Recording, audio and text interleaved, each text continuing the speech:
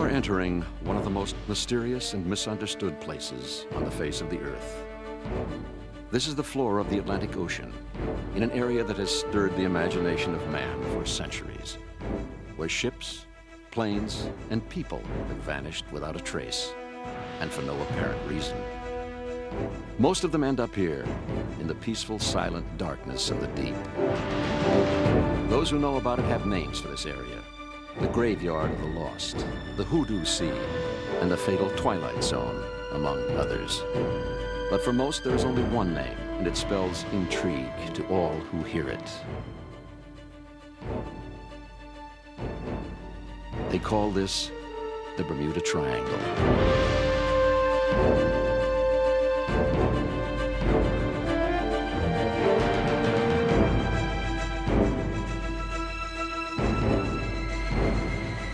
This is the coast of Florida, on the edge of the Bermuda Triangle.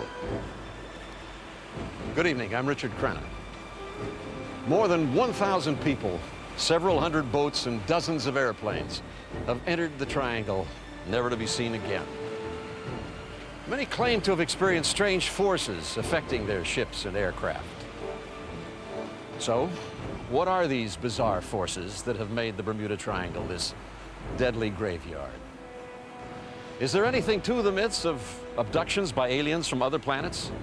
Or people transported into some parallel universe, perhaps even trapped in a time warp? Or were those lost just the victims of amazing natural phenomenon, more powerful than anything they could have imagined? Tonight we're going to expose this treacherous area of the sea and reveal some of its secrets. Using deep ocean vehicles, we'll examine wrecks, the haunting ghosts of the deep that litter the ocean floor. We'll investigate some of the most baffling cases in Bermuda Triangle history. The legend dates back to the days of Christopher Columbus, 500 years ago. The Bermuda Triangle includes almost 500,000 square miles between Florida, Bermuda, and Puerto Rico. Some astonishing incidents have happened here. In 1963, the Marine Sulphur Queen, a 425-foot freighter with 39 on board, disappeared. Just 6 months later, 2 giant KC-135 Air Force jet tankers suddenly vanished from the skies. An ocean-going tugboat named the Good News found itself in a tug-of-war with unknown forces while hauling a 2,500-ton barge through the triangle. A DC-3 en route from San Juan to Miami with 36 people on board disappeared into the void in 1948 after receiving landing instructions from the Miami Control Tower, with the coastline in full view. And in 1986, a man and his wife piloting a PBY from Bermuda to Florida reported flying into what they called an eggnog-like substance. $2 million worth of electronic instruments on the aircraft suddenly went dead.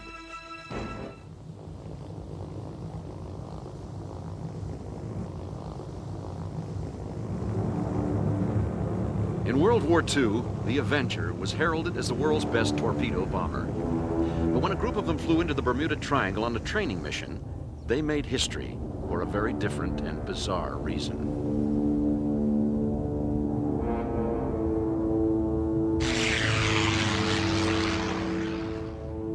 Towers, this is Taylor. My compass isn't working. What's your compass read? I don't know where in the hell we are. We got lost after that last turn. Port Everglades to FT-28. Lieutenant Taylor, can you read us? Affirmative. We just passed a small island. We're not sure of our position. We seem to be lost. This is Port Everglades. Suggest you have another plane with a good compass take over the lead. Roger. This is really strange. We don't seem to know which way west is. We can't be sure of any direction. Yeah, just fly west when you get home. Going too damn far north, southeast. If there's anything, we wouldn't see it. Flight 19, listen up. Sooner or later, we're going to have to ditch unless we hit landfall. All planes fly close formation. When one plane drops to 10 gallons, all planes ditch together.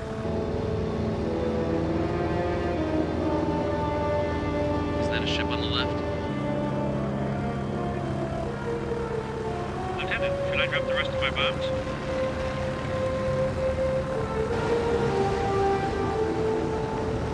Yeah, by all means. This is Port Everglades to FT-28. Did you receive my last transmission? Change to 3,000 kilocycles, please. I may have to ditch, Lieutenant.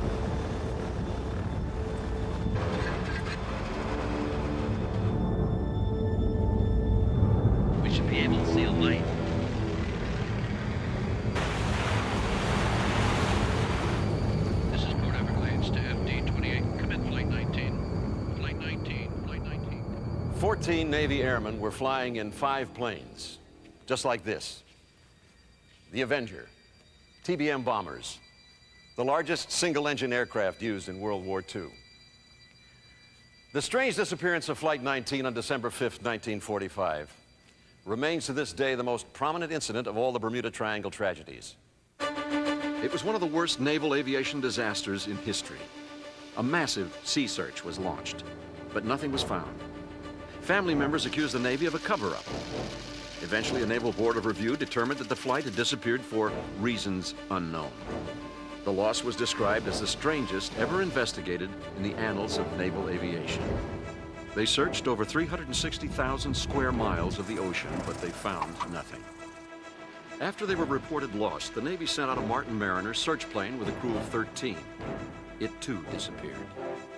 The flight instructor was Lieutenant Charles Taylor. He was a seasoned Navy combat pilot. Recently transferred to Fort Lauderdale, he was not familiar with the area. Another member of the squadron was Lieutenant Ed Powers. His wife recalls the tormenting moments after she heard the news. I woke up the night it happened at about midnight and called the base because I just had the feeling that something was wrong. And they told me that Ed wasn't there. They didn't give any explanation. And then the next day I heard it on the radio that 5 TBM planes were missing from Fort Lauderdale Naval Air Station. And I knew it was them. At the time, there were people who believed that the crewmen may have been abducted by space aliens. Years later, in his movie Close Encounters of the Third Kind, Steven Spielberg featured that theme by having the planes discovered in the Mexican desert and the pilots returned by spaceship.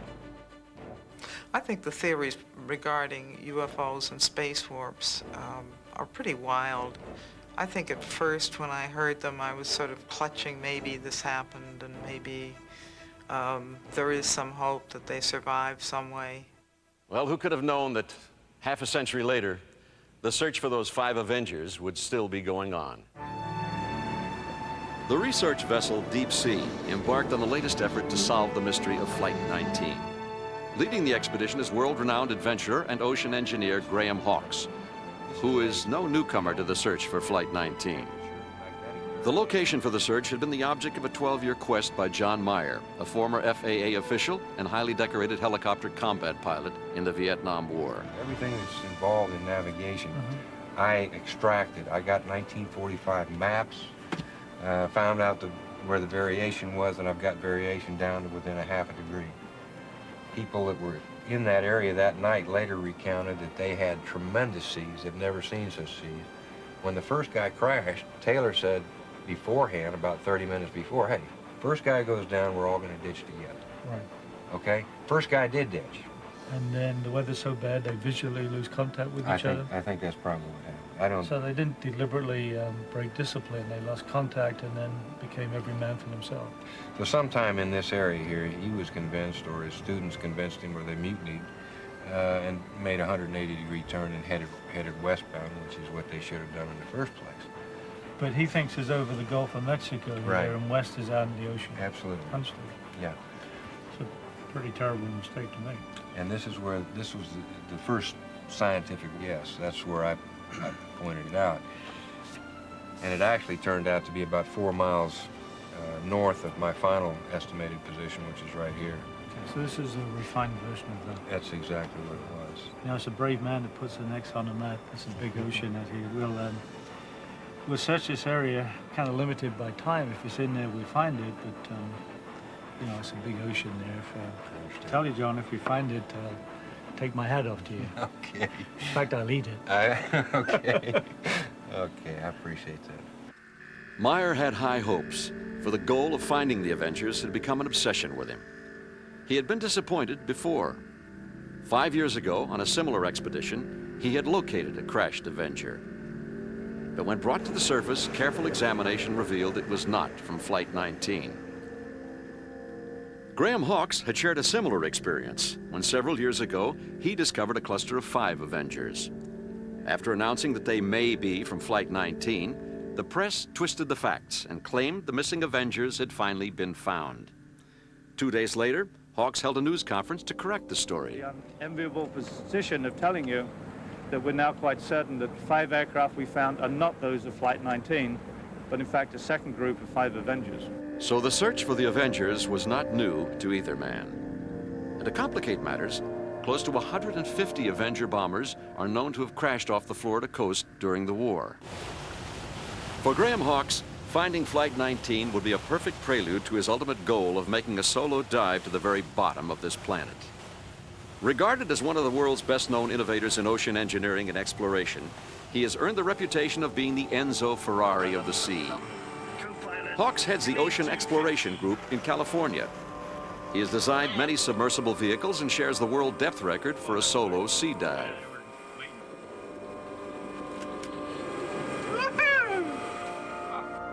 Recently, he designed Deep Flight 2, a submersible similar to an airplane, which he hopes to pilot to the deepest spot in the world's oceans, the Marianas Trench. The research vessel Deep Sea embarked on the latest effort to solve the mystery of Flight 19. The ship carries state-of-the-art underwater search equipment, including side-scan sonar and a remote-operated vehicle, the ROV. As the Deep Sea explored the target area of the Avenger search, sonar pilot Bill Mastrud carefully scanned the video monitors. And suddenly, something caught his eye. You don't think it's an airplane? Well, I sure as hell hope you're wrong. It's likely that this could be even fish, but it looks like a possible target, so we'll turn around and check it out for sure. The only fish we've seen on the Could this whole be an trip. airplane? Could this be an airplane? He's freaking out, yeah. I think he's wrong. I think it's an airplane. It could be anything, John. We'll just continue on down the track line and searching. We don't know. Roger that. I'm sorry, I don't believe in things that aren't fair. As it turned out, it wasn't an airplane. John Myers' frustration mounted as the search intensified. I've been on it for 12 years, and everybody in the world, Navy, Coast Guard, everybody says I'm crazy.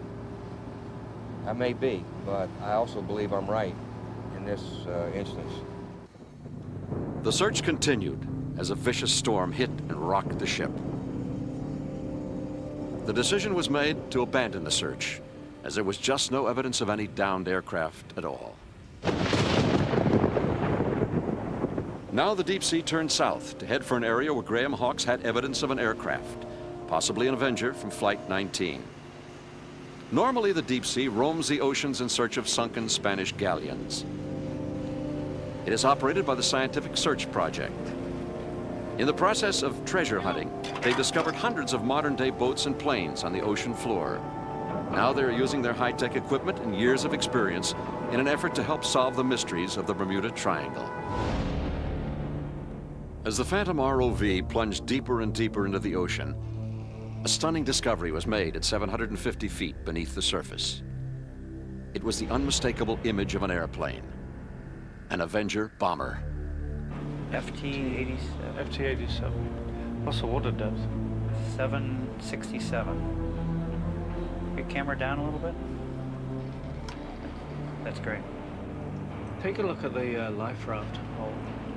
It's there. I think it's right behind the pilots there. I think it's up there. I think you can see the small names on it. Yeah, life raft inside. The door's closed though. Yeah, you know, on that other Avenger, the restored one, it was on the starboard side. I wonder if there's two. Well, the main canopy's pulled open, but there's a bulkhead. Okay, so it looks like the pilot got out. Yeah, I think the aft crew go out through a hole on the starboard side. We haven't seen that yet. Do not stand on walkway while wing is folding. Well, that paint holds up. Take a look in that gunner's turret, Brad. You should be able to get right inside. There's a big opening. Yeah. There we go. Well, there's so much stuff in there you can bang your head on if you get a rough one. The television cameras sent back stunning pictures of the crashed airplane below. It sits in a treacherous environment where the pressure is so intense it would crush a human's lungs. The once proud Avenger is now draped with iron-eating bacteria and seaborne anemones, small animals that have latched onto the cockpit walls and become permanent Quite an residents. artificial reef. Surprising, 750 feet. Why didn't you go over, bring the ROV round to the other side, Brad? By reversing thrusters and directing the rudder control, the pilot is able to maneuver the ROV for a closer look. That's the life raft hatch. You know, it looks like it's open. Oh, good, the side is open. Can you get in closer? So it means that the pilot got out on the starboard side and deployed that life raft. So the crew did get out, or at least the life raft was deployed. Look at that white coral on the machine gun muzzle. That's a little bit of poetry. The crew was eager to examine the serial numbers to see if there was any connection to Flight 19. Okay, you know that bureau numbers, we're gonna have to dig those out, Brett. I think it's underneath the star there. Buried with all this silt. Let's see if we can blow this away. Yeah, if you put them on light setting, the blowers, we won't damage the paint. Here we go. Just dig it out. Yeah, I'll reverse the blowers and suck the water right out of there. Pull some clean water in. There, you can start to see the fuselage, just a rivet line. And can you check the book there? I think the numbers are supposed to be right in this area, right by that seam. They're definitely not on the whole. And so the fate of Flight 19 will remain a mystery. Somewhere here in this vast expanse, the secret of what happened to those 5 bombers remains securely locked in the deep, dark waters of the Bermuda Triangle. At least for now. The drug corridor between the Bahamas and Florida is filled with powerful boats crossing at high speeds. But reckless smugglers often become victims of the unforgiving sea.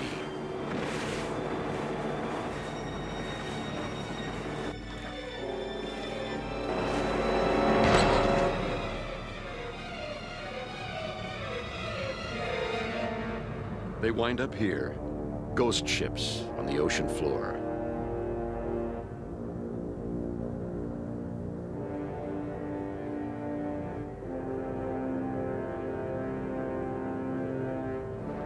This area, known as the Bermuda Triangle, involves 500,000 square miles of deceptively inviting ocean water in the midst of one of the world's busiest commercial shipping lanes. It also happens to be one of the pleasure boating capitals of the world. Put it all together, and you have one of the largest concentrations of boats on the globe. So perhaps it's not surprising to learn that the ocean floor of the Triangle is littered with wrecks of practically every size and shape. The deep sea came upon the ghostly remains of a sleek, high-masted racing sailboat. Her name was Yankee Girl. There were no sails on her masts.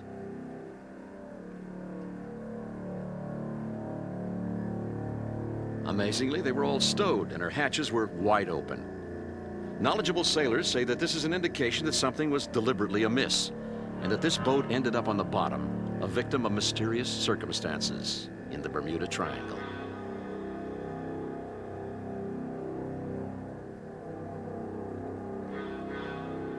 As the search continued, another mystery ship loomed out of the abyss and into view. She was a sport fisherman, a pleasure boat from Miami. An investigation revealed that it had been owned by a man in Clearwater, Florida, who reported he sold it to someone in Miami in 1982. Her name was the Big Mom. The trail ended there.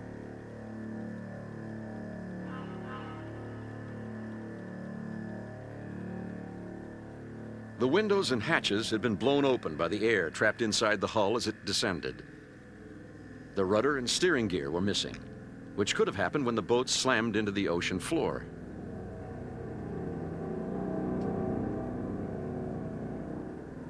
The captain's chair was in the engine hatch, which may be a clue that something ominous happened here just before she sank. The ocean has a way of erasing clues that could explain how she ended up here.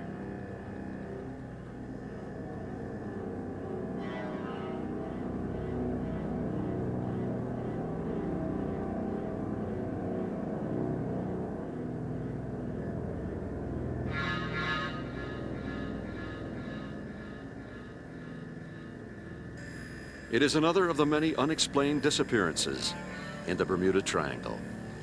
One of the greatest mysteries happened in March of 1918, when the USS Cyclops, a 19,000-ton Navy coal supply ship, sailed from Barbados bound for Baltimore. One of the largest ships afloat at the time, she carried a crew of 309 men. Somewhere during its voyage through the Bermuda Triangle, the Cyclops vanished. For years, science has tried to explain the loss of this and other ships, and they've come up with some fascinating theories. One involves what are known as freak waves. These are gigantic ocean waves that seem to come out of nowhere and overtake a ship completely by surprise. There are so-called freak waves in the area of the Gulf Stream, and the main reasons for these waves are the, first of all, the current and the winds generally in the Gulf Stream when these storms come off the coast from the United States wind up just causing the waves to be much larger than they should be. And another thing, the warm air that's above the Gulf Stream sort of feeds the storms. So you wind up with waves that might be, instead of 10 feet, maybe 15 or 18 feet in a small boat at night, encountering over a period of 15 minutes waves that change from 10 to 18 feet could really be a disaster, especially if pretty much everybody's below deck sleeping. Yeah, freak waves do occur in the Bermuda Triangle. In fact, I have a very interesting case that we just got through working on. It's a freak wave that occurred and actually came ashore along the Florida East Coast, and Daytona Beach caught the brunt of it. Some freak waves have been measured at over 100 feet in height. Another possibility involves methane hydrates. When methane gas escapes from vents in the ocean floor, the frozen gas bubbles rush to the surface. If a ship was in one of these methane areas where the methane was bubbling at a great rate, what you would get is the density of water would be decreased 20 to 30%, and a ship going through that area would lose buoyancy and sink rapidly. And actually, we've had offshore oil rigs that have had deposits of gases released. And when these deposits were released, the rigs did sink very quickly because the buoyancy of the water was no longer there to hold them up. If we could propose that there was some bubbling methane coming up from areas in the Bermuda Triangle, this possibly could be related to some of the problems that we see out there, unexplained disappearances. To support this theory, oceanographic studies have determined that the floor of the Bermuda Triangle is one of the richest hydrocarbon gas deposits in the world. Okay, I've got a visual on it. Big cigarette though. A boat similar to this that recently sank off the Florida coast was carried by the powerful underwater currents of the Gulf Stream across the Atlantic Ocean. It was found off the coast of England. See, though, look, there's a line tied onto the handrail back to that anchor that's on the back seat. Look, there's a spotlight. See that? Cord hanging down. Yeah, that's a spotlight hanging. See the white cord? Down there in the bottom. This probably happened at night. Looks like this boat's been down long enough to have kind of sunk during the heyday of all the drug running out here over to the Bahamas. They probably had engine trouble and just foundered. These boats have such low water line. If it was rough seas and they lost their engines, they probably knew they were in trouble. Had the anchor ready, the line trawl tied off, and probably just took a few good waves over the back. Nice boat when it's smooth, but when it gets rough out there, these probably not the safest thing to be in.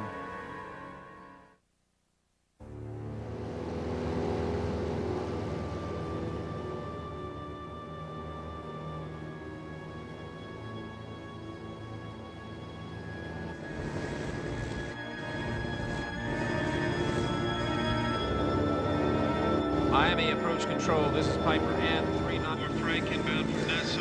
I'm having engine problems and my instruments are acting up. I'd like to request a radar vector straight to Miami International. Over. Roger, Piper 3994. Runway 9 left is active at this time. Contact Miami Tower when you're 5 miles out. Over.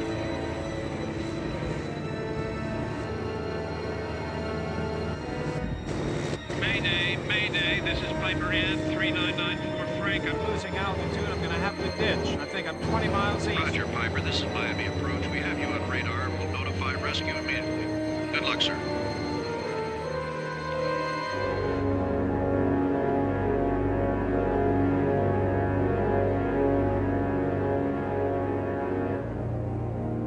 Over the years, hundreds of aircraft of all sizes have disappeared while flying through the Bermuda Triangle. One airline pilot reported encountering what he called a block of air at about 5,000 feet over the Gulf Stream. He said it shook his plane like a terrier shaking a rat, and then tossed it out at 15,000 feet. He said he was lucky to have lived through it. And then there are those stories about abductions by UFOs, space warps, magnetic grids, and other strange, unexplained forces. One theory claims that when an airplane's compass is going haywire, it's because a UFO mothership is high above it, and when it veers off, the compass will follow it. If that sounds strange, remember it was Albert Einstein who first realized that space and time were connected. Scientists are investigating gravitational fields over the Earth. Could this help explain disappearances in the Bermuda Triangle? A strange incident happened on board the Queen Elizabeth in one of her transatlantic voyages. She was followed by a plane, and the plane, with the obvious idea of entertaining the passengers on board, came quite close to the ship, turned around, and then went a little bit in front of the ship. As it did, at the end of the first turn, it disappeared. Naturally, the word was taken by many people that it had fallen into the ocean, but it couldn't have fallen into the ocean with so many people watching it at the same time. It just disappeared from the air. We had a case of an Air Force Boeing B-50D Super Fortress, like a Super B-29. It was on the way from lodges in the Azores Islands to Bermuda. They were 25,000 feet when the radar operator, who had Bermuda on his radar scope, noticed that the airplane was no longer moving along the surface of the Earth. He called the pilots immediately. They called Bermuda, who had the B-50 on their radar. Now, no one can understand why for 1 hour, with 4 powerful piston engines and 2 jets going at full blast, this airplane did not move forward 1 inch. They went lower, they went higher, and nothing they did would make the airplane change position. Until about an hour later, it slowly began to leave whatever was his force field. We really don't understand what it was. And the airplane finally landed in Bermuda. They'd burned about 70 minutes more fuel than they'd burned in any other mission between the Azores and Bermuda. And officially on the books, there is no explanation. For many years, there have been reported sightings of unidentified flying objects in the Bermuda Triangle. They are more frequent over what we call the Bermuda Triangle than other areas of the sea, but of course they have been seen in most places on Earth and certainly over the seas. I think that the next few years will definitely prove it one way or the other, because they're there, whether they are a reflection of something that has happened in the past, or, and I've often wondered about the possibility of this, if the UFOs we see today may really be from our own future. Perhaps the strangest explanation for the loss of aircraft and ships in the Bermuda Triangle is because that's where the lost continent of Atlantis is supposed to be. Some people believe that ancient astronauts from other worlds have been visiting Atlantis on a regular basis. And every so often, they take a human home with them. Many believe that Atlantis is located in the Bermuda Triangle, just off the island of Bimini. It's where you find the mysterious Bimini Road. Graham Hawkes went to take a closer look to see what he could learn. This is the eastern road, and that dark outline over there, that's the western one. They're approximately 15 yards apart, and they're 5 to 6 yards wide each. We're going to come up around here into the wind and anchor more towards the southern end of them. It's a 2-lane highway? That's it, 2 lanes. In the late 1960s, a startling discovery was made here off the coast of Bimini. A cluster of huge submerged stones in the form of a road. These stones, ranging in size from 1 to 10 tons, appear to have been fitted together by man and has convinced believers that this was part of Atlantis. The Atlantis legend dates back over 11,000 years and concerns a magnificent island empire in the Atlantic. It was described as a civilization unequaled before or since. It supposedly disappeared beneath the surface in a matter of hours, leaving not a trace behind. There are also those who believe that there may be giant power crystals deep in the earth here. They supposedly help guide UFOs from other worlds and might be the source that affects compasses on both ships and airplanes in the Bermuda Triangle.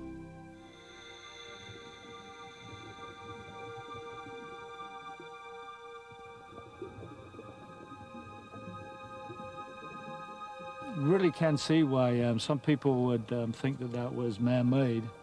They believe that this is Atlantis, that this is one of the first signs where Atlantis is beginning to show itself, and they believe that over a period of time that more and more and more of the civilization will be able to be seen. I guess if you believe in that, you can see that road. Some of those edges are pretty straight, but kind of not quite enough to convince the skeptic. It's hard to prove one way or the other, and it's not enough to change anyone's mind one way or the other.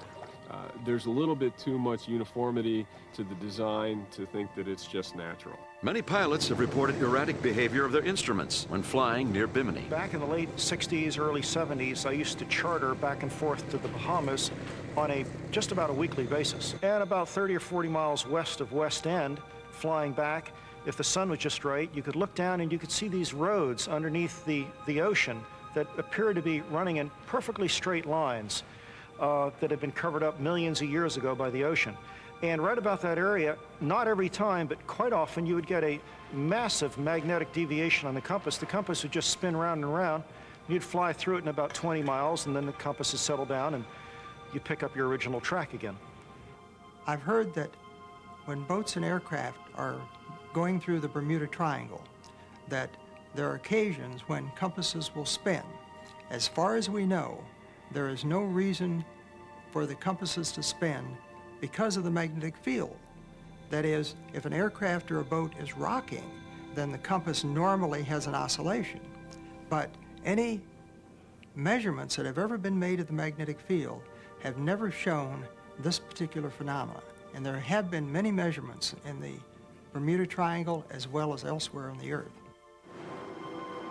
Frequently, we've found that the experiences of aviators contradict current scientific evidence. Aboard the deep sea, an extraordinary discovery is made.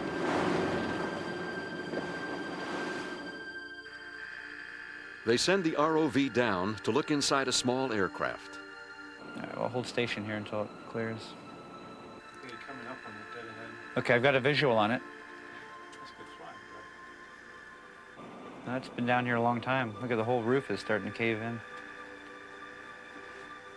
Okay, let's get a better look at this. Okay, here's the numbers. N3647Q. Well, it looks like both the doors are latched all the way closed, except this one window's knocked out. Yeah, the top there is separated. I wonder if it cracked up on landing. Well, these planes have got a fixed gear, so they probably don't work very well for water landings. As soon as they hit, they must flip over. In an attempt to examine the interior of the cockpit for evidence of valuables or human remains, a decision was made to use the ROV to try and gain access into the plane through the rear cargo hatch. Well, from what I could see through the window, fortunately it didn't look like there's anybody in there. It looked totally empty, in fact. Seems a little odd that all the pilot's doors are closed. I mean, if you ditch this aircraft and escape, you're not going to turn around and shut the door again, are you? Gently caress it open. No, you got to stow it in, Brad. Yeah, well, think gentle about this. Okay, there we go. Boom, boy, this crash bar is really working good. Oh, there it goes. See, the hinge is busted. Yeah. These planes are really built light. See the honeycomb in the side here? The whole side just opening up. Yeah. There we go. Oh, you got it open? Yeah. If you can get ready with Giving way under the pounding pressure from the ROV, the door began to crumble away. This allowed room for the remote vehicle to get a clear picture of the inside of the plane. Up there. One of those jump seats. Yeah, stuffing out. Ah, look at all the dirt in there. This thing is a mess. There was nothing there. The backs. No valuables or mysterious cargo. No, there's nothing in there.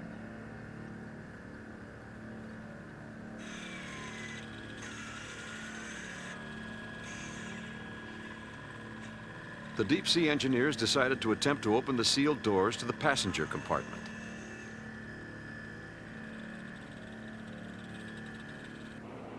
Looks like the only thing in the cockpit here is this, looks like a satchel or... Oh, pan down. It's open, or, you know... Maybe it's a visor? It looks like a sun visor, I think you're right. Yeah. The attachment point's falling down. It's totally empty in here. Just all the garbage. Still falling down from the roof. What about the dashboard? Does it have keys in it? keys in the ignition. Don't they have keys on these planes? Oh, come on, Brad, if you're going to ditch you to sea, you're going to take the keys out? Hope these guys got out of there, but gosh, you don't know. Should be records with the FAA. We've The got plane, numbers now. a Piper, had been stolen 15 years ago from the Pompano Beach airport. There had never been any word on its whereabouts. The police said they assumed the plane had been stolen and used to run drugs. But there is no evidence to indicate how the pilot or any passengers could have escaped. In the Bermuda Triangle, very often a perfect day can turn into a nightmare.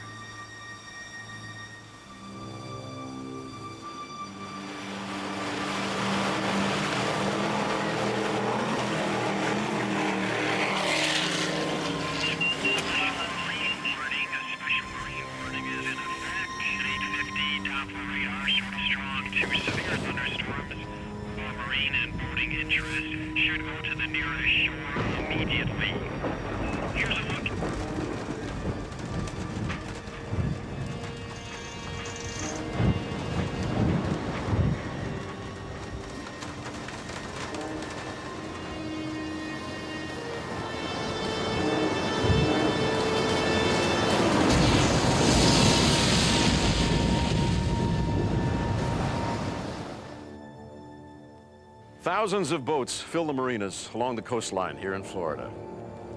Every day, untold numbers venture into the waters of the Bermuda Triangle. Occasionally, these boats never return. One of the biggest news stories of recent years concerns a prominent Florida restaurateur named Charlie Muir, who sailed with his wife and another couple on a pleasure cruise from the Bahamas to Florida. His 40-foot sailboat, Charlie's Crab, was named after his popular chain of restaurants.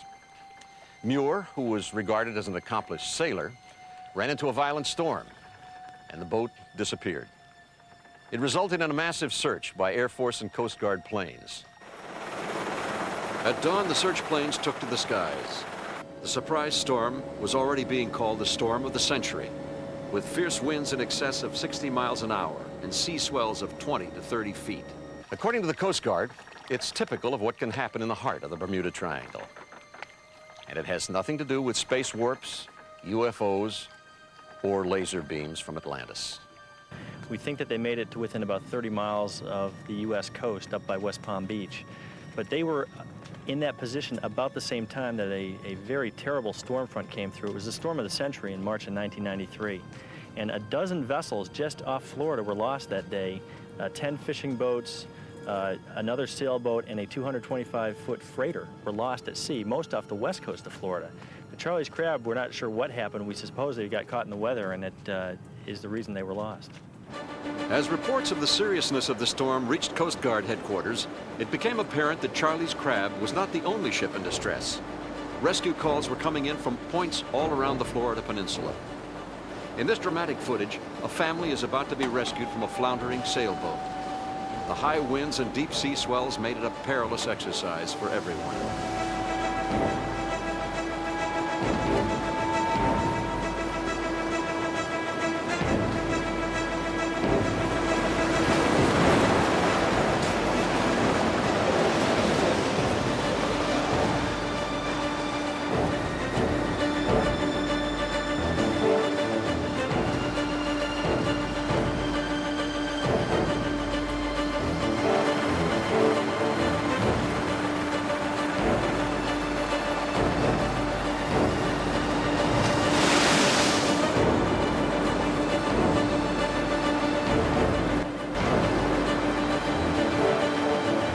By the end of that day, a total of 162 people had been rescued by the Coast Guard from the raging waters of both the Atlantic and the Gulf of Mexico.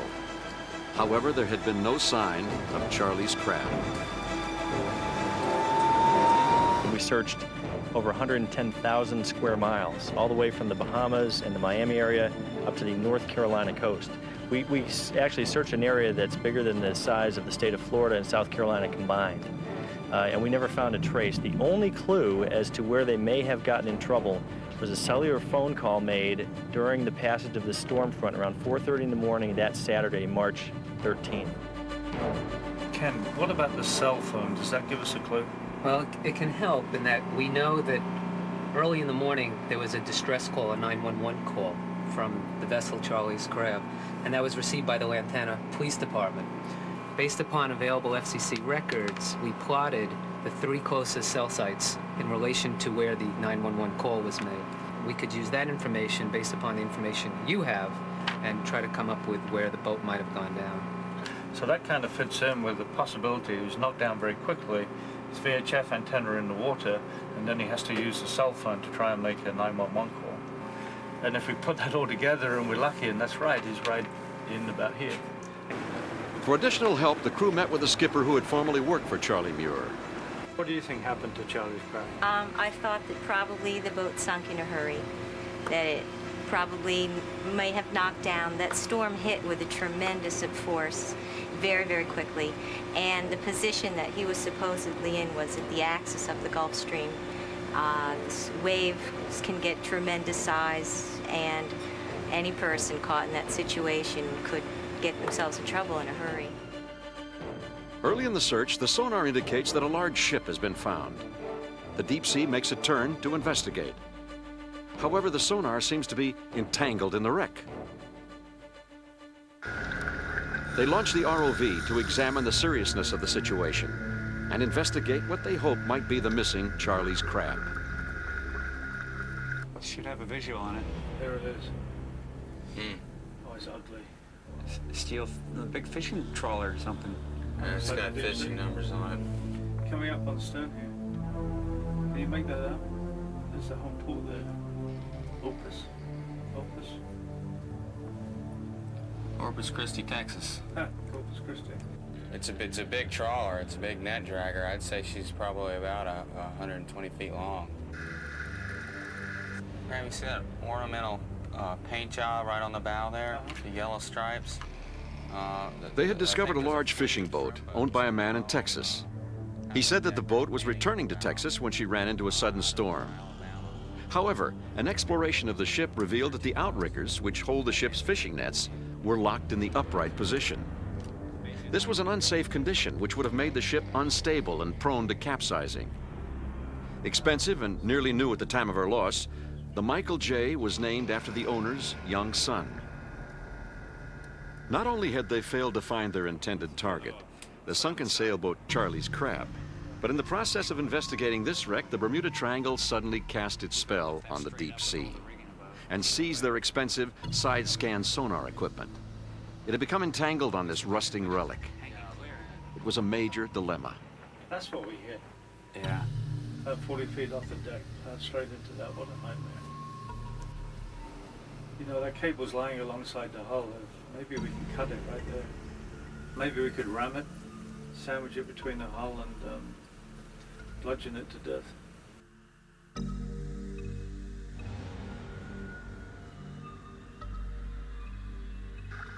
Looks like those windows are out. Maybe that's an indication that it was scuttled. I don't know, it's pretty corroded. Because there's some electronics in there, it probably wasn't scuttled. See, there's a radar up there, some sort of electronics here. Certainly wouldn't scuttle a boat with electronics in there. The Michael J. has now been found. The owner told us the sailors survived the sinking. But Charlie's Crab remains a prisoner in the Bermuda Triangle. Ever since Christopher Columbus noticed something strange going on here 500 years ago, an air of mystery has surrounded the Bermuda Triangle. And through the years, the legend has continued to grow. But as you've seen, many of these mysteries have now been explained. Scientists know much more about the deep oceans, weather patterns, freak waves, and other phenomena than they did 20 or 30 years ago. But even today, our study of the oceans is considered to be in its infancy. There must be huge basic discoveries that just await us down there in the ocean. A small example, the areas we're working off here in the Bermuda Triangle was we found some holes cut in the fabric at the bottom. They're 100 meters diameter, vertical side. They're probably part of an ancient system that was formed. But if these holes can be unknown in 1994, 7 miles off Miami, what lies out there in the really deep ocean? We just don't have a clue.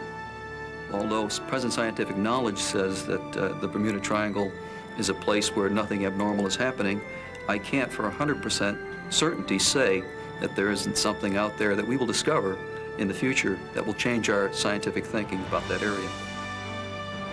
Until we know more, such theories as aliens from other worlds will continue to fascinate and intrigue us all. And who knows? We really can't say it's impossible. What we can say is most likely there will always be a Bermuda Triangle. I'm Richard Crenna.